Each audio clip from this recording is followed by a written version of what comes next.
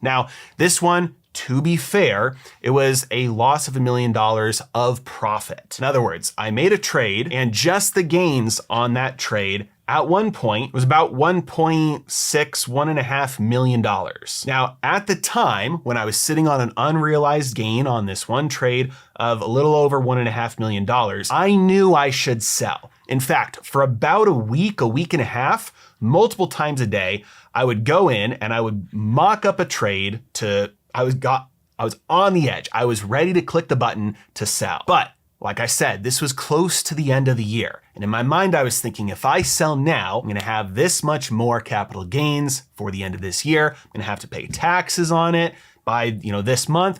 What I wanna do is just wait 6 more weeks until the year turns over. That way this gain will be next year. And I won't have to worry about paying taxes on this amount until another year has passed. I know, if you're sitting there thinking, well, that's the stupidest reason to not sell, you're right, it is. But I waited on it, and over the next 6 weeks until the turn of the year, I watched that $1.6 million gain shrink down to about a little over a $500,000 gain. So I did sell once the year turned over, and I still walked away with a really good gain on the trade, over $500,000. But in investing and trading, it's just mental accounting to separate like realized gains and losses from unrealized gains and losses. They still actually happened. In other words, if I had taken the gain near the top and I had rolled that over into a completely new investment, and then that new investment had lost me $1 million, we would look at that and say, okay, yeah, you actually had $1 million loss. But it's the same way, because the net result is that there is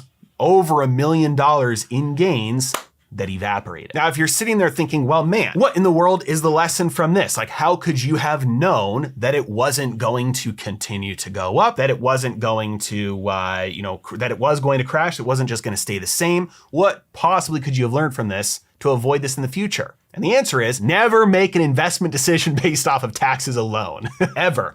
Every time you let the tax tail wag the investment dog, you will end up with less money than you would have otherwise if you had just done the thing to make the money, pay the taxes, and then keep on focusing on doing the things to make money. Every time.